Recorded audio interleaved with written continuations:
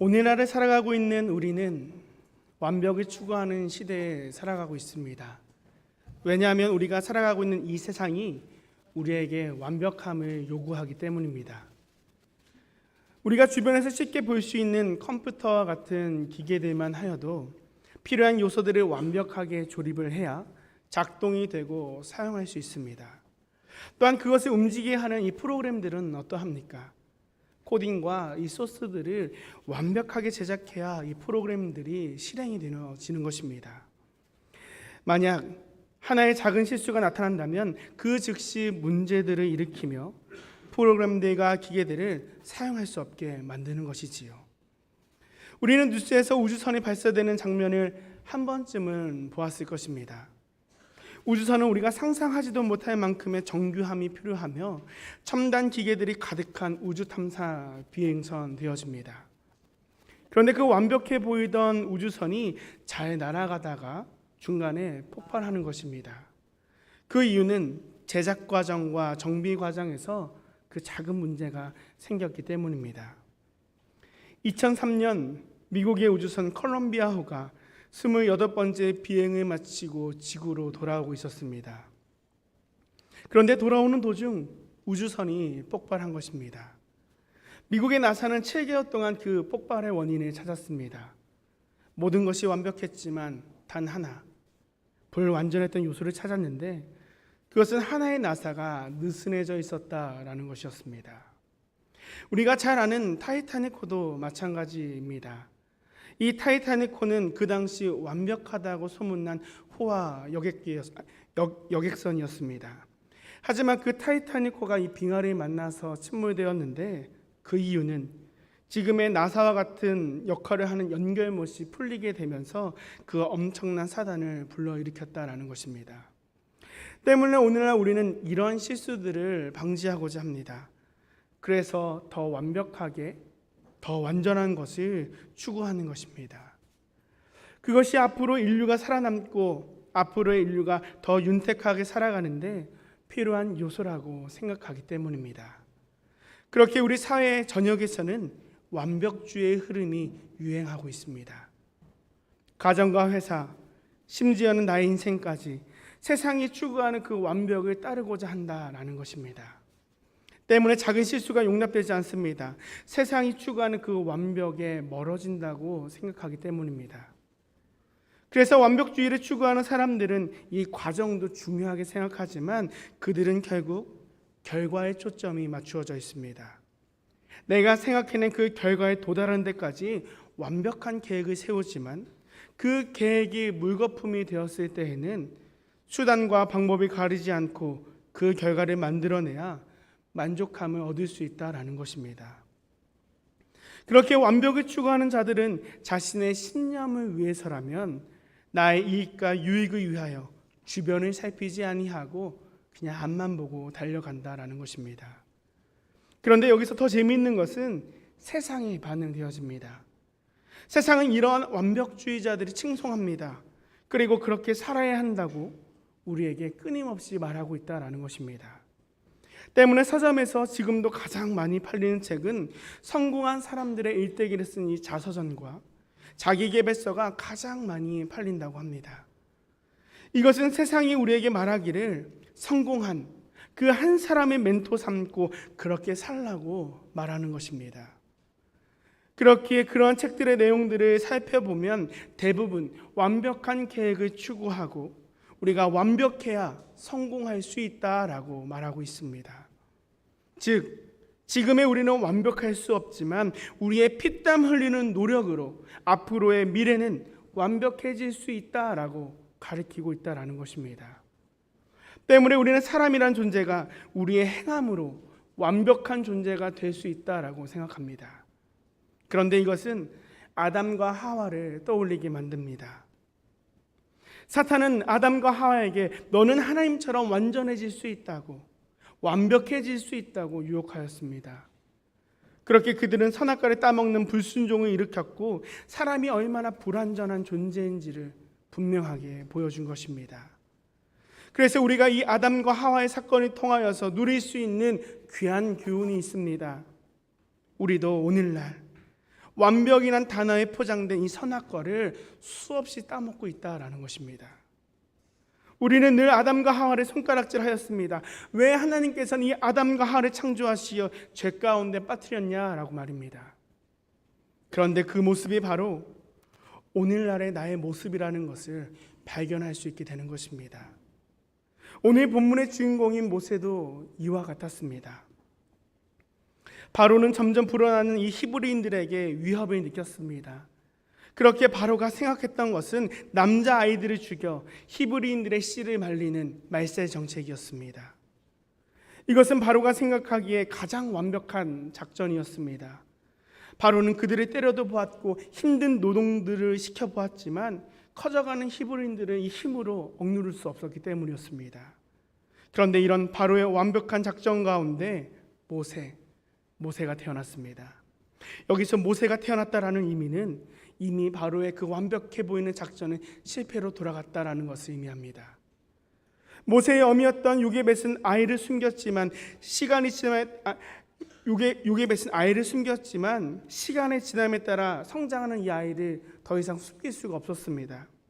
그렇게 요게벳은 이 모든 상황을 하나님께 맡기어 모세를 갈대 상자에 넣어 나일강으로 흘러보내는 것입니다. 그런데 놀랍게도 그 강물의 흐름이 바로의 딸 하셉수트가 목욕하는 곳으로 흘러가는 것입니다. 그 당시 합세스트는 아들이 절실하게 필요하였습니다. 왜냐하면 그녀는 바로의 외동딸이었고요, 앞으로 왕권을 이을 아들이 없었기 때문이었습니다. 잘못하다가 왕위를 이복 동생에게 빼앗길 사항이 그녀에게 찾아왔다라는 것입니다. 그때 때마침 어느 한 갈대 상자가 그녀 앞으로 다가왔습니다. 합세수트는 그 갈대 상자를 열어보았습니다. 그녀는 분명히 알았을 것입니다. 상자 안에서 울고 있었던 그 한 아이는 히브리인의 남자 아기라는 것을 말입니다. 합세스트는 그 아이의 이름을 모세라고 지었습니다. 여기서 모세라는 이름의 의미는 물에서 건져냄이라는 뜻과 낳은 자식이라는 뜻이 합쳐진 것입니다. 그렇게 모세는 자연스럽게 왕족이 되었습니다. 모세의 삶은 더할 나위 없는 완벽해 보이는 삶이었습니다. 사람들이 우러러보는 왕족의 삶이었습니다. 하지만 이런 상황 가운데 우리 모세는 하나님 알기를 쉬지 않았다라는 것입니다. 하나님께서는 모세에게 누이를 붙여주셨고 어머니였던 요게벳을 더하여 주셔서 유대인들의 신앙적인 교육도 함께 받을 수 있게 하셨기 때문이었습니다. 때문에 모세는 창세기를 통하여서 하나님께서 아브라함에게 말씀하셨던 그 귀한 내용도 잘 알고 있었을 것입니다. 창세기 15장 13절과 14절은 이렇게 말씀합니다. 여호와께서 아브라함에게 이르시되 너는 반드시 알라 내 자손이 이방에서 객이 되어 그들을 섬기겠고 그들은 400년 동안 내 자손을 괴롭히리니 그들이 섬기는 나라를 내가 징벌할지며 그 후에 내 자손이 큰 재물을 이끌고 나오리라. 하나님께서는 아브라함에게 말씀하시는 것입니다. 내 자손들이 이방에서 객이 되어서 400년 동안 종살이를 하게 될 터인데 한 자손을 말미암아 구원을 받게 될 것이다 라고 말입니다. 그렇게 모세는 자신의 역할이 무엇인지를 너무나도 잘 알고 있었습니다. 왜냐하면 아무리 생각해 보아도 하나님께서 아브라함에게 말씀하신 그 400년의 시간이 바로 지금 이 순간이라고 생각했기 때문이었습니다. 때문에 모세는 자신이 히브리인이라는 것과 자신이 하나님의 계획하심 아래 물에선 건짐을 받았고 이스라엘 백성들이 구출을 내기 위해 이집트의 왕자가 되었다라고 생각하였습니다. 그런데 시간이 지날수록 이들을 구할 수 있는 방법이 전혀 없는 것입니다. 아무리 머리를 굴려보아도 히브리인들의 겪는 고통은 더욱 심해져만 갑니다. 이제 모세의 나이가 40세가 되었습니다. 성경에서 말씀한 그 400년의 시간이 약 10년밖에 남지 않았다라는 것입니다. 이것을 볼 수 있는 근거는 출애굽기 7장을 통해 우리가 볼 수 있습니다. 성경은 모세의 나이 80살이 되던 해 430년 만에 출애굽을 하였다고 기록하고 있습니다. 그러하면 그의 나이 40세가 되던 그 해는 히브리인들이 종살이한 지 390년째가 되던 해라고 볼 수 있는 것입니다.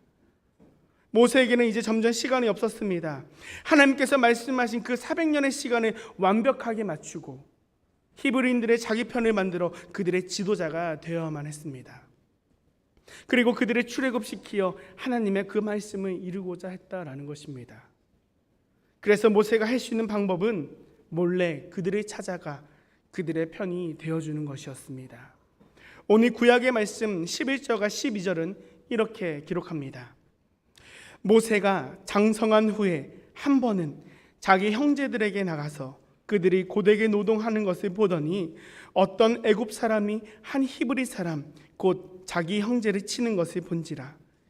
좌우를 살펴 사람이 없음을 보고 그 애굽 사람을 쳐 죽여 모래 속에 감추니라.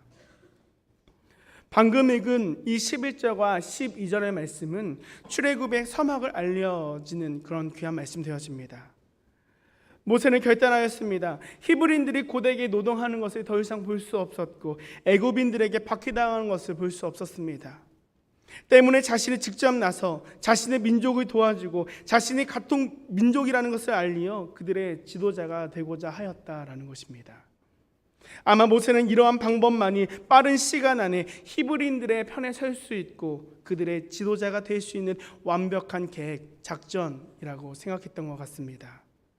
그래서 모세는 관리자였던 애굽인을 죽이게 됩니다. 그리고 아무도 모르게 땅속에 묻게 되는 것입니다. 그리고 상황은 이튿날이 되었습니다. 모세는 다시 자신의 편을 만들고자 거리로 나왔습니다. 자신이 이런 식으로 열심히 활동을 하면 할수록 자신이 따르는 편이 많아질 것이라고 생각했던 것 같습니다. 그래서 자신의 도움을 필요로 하는 사람들을 찾아 나서는 것입니다. 그리고 얼마 지나지 않아 그의 눈에 같은 종족끼리 싸우는 것을 목도하게 됩니다. 13절의 말씀입니다. 이튿날 다시 나가니 두 히브리 사람이 서로 싸우는지라.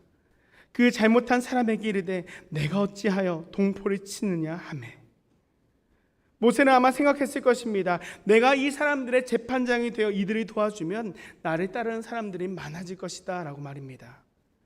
모세는 이 모든 것이 하나님의 도움이요 하나님의 역사하심이라고 생각했을 것입니다. 그렇게 모세는 기쁜 마음으로 그들에게 달려가 그들의 잘못을 중재하는 것입니다. 하지만 모세는 무언가 잘못되었다라는 것을 금세 느낄 수 있었습니다. 14절의 말씀입니다. 그가 이르되 누가 너를 우리를 다스리는 자와 재판관으로 삼았느냐? 내가 애굽 사람을 죽인 것처럼 나도 죽이려느냐? 모세가 두려워하여 이르되 일이 탈로 되었도다. 모세의 작전은 완벽하게 보였습니다. 그리고 모세는 하나님께서 보시기에 그리고 쓰임받기에 완벽한 자리에 서 있었습니다. 그는 이집트의 왕자로 당시 최고의 교육을 받았으며 리더십과 지도자의 역할을 감당하기에 충분하였기 때문이었습니다. 그렇게 모세는 자신의 총대를 메고 같은 민족이었던 히브리인들과 함께 이집트를 탈출하고자 하였지만 이상하게도 그 이스라엘 백성들은 모세를 인정하지 않았다라는 것입니다. 오히려 이집트의 왕자였던 모세를 손가락질하고 살인자로 몰아갔으며 반역자로 낙인 찍었습니다. 이것은 모세의 완벽하게만 보였던 이집트에서 40년의 시간이 한순간에 물거품이 되었던 그 순간이었습니다. 모세의 삶을 돌아보면 분명 하나님께서 도우셨습니다. 하나도 빠짐없이 하나님께서 함께 하셨습니다. 모세는 남자아이를 죽이라는 이 바로의 명령에도 살아남았습니다. 이것은 하나님께서 하나님을 경외하는 산파를 모세에게 붙여주셨기 때문이었습니다. 그리고 바로의 딸이 목욕하는 그 순간, 정확한 그 시간에 모세는 건짐을 받아 살 수 있었습니다. 또한 자신의 누이와 어미가 신앙적으로 모세를 가르쳤고 이집트의 최고의 시사에서 최고의 교육도 모세는 손쉽게 누릴 수 있었습니다. 때문에 이것들만 보아해도 모세는 하나님께서 이스라엘 백성들을 위해 준비해 놓은 지도자였다라는 것을 우리는 분명히 알 수 있는 것입니다. 그런데 모세도 이것을 너무나도 잘 알고 있었습니다. 그래서 그는 자신의 완벽한 인생과 자신의 설계와 완벽한 계획으로 하나님의 일을 하려고 했지만 오히려 도망자의 인생을 살게 되는 것입니다. 사랑하는 여러분, 그렇게 우리는 오히려 이렇게 생각하고 반문할 수 있을 것 같습니다. 하나님, 왜 완벽한 이 모세의 인생을 사용하지 않으셨나요? 라고 말입니다. 오늘날에 살아가고 있는 우리에게 이러한 내용은 참으로 이해가 가지 않습니다. 하나님께서는 이 모세와 같이 완벽해 보이는 사람을 사용하지 않으시니 말입니다. 그렇다면 왜 하나님께서는 이 모세와 같이 완벽해 보이는 그 사람을 사용하지 않으셨을까요? 그 이유는 단 하나입니다. 우리 눈에는 완벽하게만 보여도 우리 하나님의 눈에는 한없이 부족했기 때문이었습니다. 하나님은 우리를 완벽하게 지으시고 완전하게 지으셨습니다. 하나님의 창조에는 실수가 없으시기 때문이지요. 하지만 우리는 죄로 말미암아 불완전한 존재가 되었습니다. 때문에 그 죄의 특징은 하나님 없이도 내가 스스로 잘 할 수 있을 것이라는 교만한 되어집니다. 모세는 교만했습니다. 하나님 없이 자신의 완벽함만을 추구하며 하나님의 뜻을 이루려고 했기 때문이었습니다. 때문에 19세기 미국에서 가장 영향력 있었던 복음 전도자 무디는 모세의 일생은 3단계로 구분하였습니다. 첫 번째는 이집트인을 죽이고 도망치기까지의 왕자로서의 40년, 썸바디의 시간입니다. 이 시간은 나의 잘남과 나의 능력을 의지하며 하나님 없이도 내가 가진 모든 것을 통하여 내가 잘할 수 있을 것이라는 착각 속에 빠져 살아가고 있는 모습을 말하는 것입니다. 두 번째는 광야로 도망쳐 하나님께 부름 받기까지의 40년, 노바디의 시간입니다. 자신의 한계를 깨닫고 광야로 도망치는 것입니다. 이집트의 왕조로 누렸던 모든 것을 포기하고 40년의 세월 동안 아무것도 가지지 못한 채 양을 돌보는 목자가 되어야 했던 이 모세의 모습을 말하는 것입니다. 마지막 세 번째는 하나님께 부름받고 쓰임받았던 40년, God is body입니다. 이제 나의 것은 드러나지 않습니다. 하나님이 나를 인도해 가심을 믿고 하나님의 100% 신뢰하는 시간 되어집니다. 모세는 더 이상 자신을 드러내지 않았습니다. 자신을 통해 일하시는 하나님의 완전하심만이 드러날 뿐이었다라는 것입니다. 때문에 하나님께서는 모세를 쓰시기 위하여 그를 단련시키시고 훈련시키시는 것입니다. 왜냐하면 모세는 자신의 힘으로 자신의 잘남으로 살아내기 원했던 미련한 자, 하나님을 멀리 떠났던 교만한 자였기 때문이었습니다. 어쩌면 우리에게도 모세와 같은 모습이 있을 수 있습니다. 내가 최선을 다하고 내가 노력하면 주위 사람들처럼 완벽한 인생을 누릴 수 있다라고 생각하게 되는 것입니다. 또한 세상이 추구하는 이 완벽한 계획 속에서 그 스케줄대로 살아낸다면 완벽한 삶을 살아낼 수 있다라고 생각하게 되는 것입니다. 그런데 우리는 죄 가운데 있기에 완전하지도 않고 완벽하지도 않습니다. 하지만 세상은 우리에게 아담과 하와에게 유혹했던 것처럼 끊임없이 이야기합니다. 야, 너 하나님 없이 내 힘으로 완벽한 삶을 누릴 수 있어 라고 말입니다. 그렇게 성경은 우리에게 끊임없이 이야기합니다. 하나님 없는 삶은 수월이요 사망의 지름길이라고 말입니다. 하나님께서는 우리를 분명히 캐나다 땅으로 불러주셨습니다. 그런데 우리는 하나님을 신뢰하지 않고 내가 짜온 수없는 수많은 계획을 가지고 캐나다 땅으로 이민 오는 것입니다. A부터 10가지의 계획을 가지고 내 인생의 새로운 도전을 위해서 내가 짜놓은 설계대로 내 삶을 만들어 나가는 것입니다. 그런데 갑자기 그 계획이 이루어지지 않으면 어떻게 되겠습니까? 우리는 깊은 절망감으로 빠지게 되는 것입니다. 화려한 이민 생활을 꿈꾸고 이 캐나다 길에 올랐지만 내 앞에 놓여 있는 것은 실패한 계획들만이 가득하다라는 것이지요. 분명 계획을 실행하기 전에는 완벽해 보였습니다. 하지만 막상 그 계획대로 살아보니 넘어지고 쓰러지는 우리의 모습을 발견하게 된다라는 것입니다. 학교 생활과 직장 생활 그리고 내가 계획한 사업들은 어떻습니까? 이것들도 이와 같지 않습니까? 내가 짜놓은 완벽한 설계 속에서 완벽한 계획대로 이루어져야 하는 것입니다. 마치 모세의 썸바디의 시간처럼 말입니다. 그렇다면 우리가 왜 그런 쓰러짐과 넘어짐의 시간을 겪어야 하는 것이겠습니까? 그것은 내가 불완전한 존재이기 때문입니다. 내가 완벽하지 않기 때문입니다. 세상이 우리에게 전해주는 모든 방법들은 당장은 화려해 보여도 결국 우리를 넘어뜨리게 만드는 지름길이 되어진다라는 것이지요. 그런데 이런 완벽을 추구하는 모습들이 내 삶뿐만이 아니라 교회 안에서도 종종 나타나게 되는 것을 우리는 볼 수 있게 됩니다. 때로는 우리는 하나님께서 부르시고 세우신 사역과 봉사의 자리에서 하나님 없이 내 힘으로 완벽하게 하려 한다라는 것이지요. 때문에 작은 실수도 용납되지 않습니다. 내 판단, 내 계획으로 우리가 모든 것을 완벽하게 이루어 가야 하기 때문입니다. 그렇게 교회 안에서 교회 일을 하긴 하지만 기도가 없고 말씀이 없습니다. 수개월, 수년 동안 사역과 봉사를 너무나도 자연스럽게 해왔기 때문에 당연하게 손과 발부터 가는 우리의 모습이 있다라는 것입니다. 또한 남들이 실수하고 잘 못해 보이면 답답해하기까지 합니다. 그래서 그런 모습이 보이면 그렇게 일을 하는 것이 아니라고, 그렇게 봉사를 하는 것이 아니라고 때로는 핀잔도 주고 싶습니다. 그런데 여러분, 우리는 완벽한 모습들을 추구할지라도 우리 하나님께서는 우리의 완벽함을 보시지 않습니다. 왜냐하면 우리는 이미 하나님께서 보시기에 연약한 존재이기 때문입니다. 때문에 하나님께서는 불완전한 우리를 위하여 완벽하신 하나님의 아들 예수 그리스도를 이 땅 가운데 보내주셨습니다. 우리가 완벽하지 않기 때문에, 우리가 완전하지 않기 때문에 하나님께서는 우리에게 완벽하신 예수 그리스도 붙잡고 살라고 예수님을 우리에게 보내주셨다라는 것입니다. 하나님은 늘 실수투성인 나를 위해 예수 그리스도의 십자가의 승리와 부활의 승리를 더하여 주셨습니다. 이것은 완전하신 하나님의 계획되시며 오직 우리 하나님만 하실 수 있는 완벽하신 승리 되어집니다. 그렇게 예수님께서 이 땅 가운데 오셨다라는 기쁜 소식은 우리 인생 가운데 유일한 희망 되어집니다.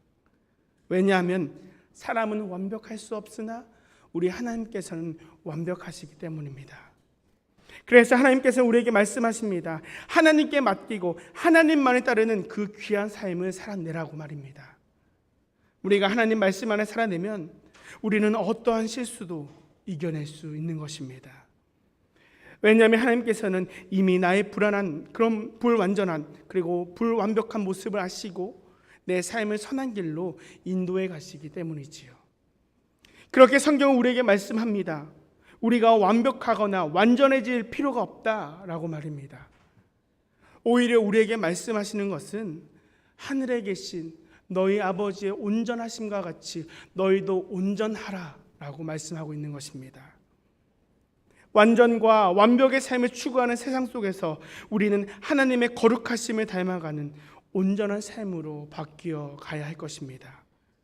때문에 하나님 우리에게 말씀합니다. 우리의 능력을 의지하는 것이 아니라 오직 하나님의 약속하심을 믿고 굳게 서서 내가 잘하던 잘하지 못하던 그 순종의 자리에 나아가라고 말입니다.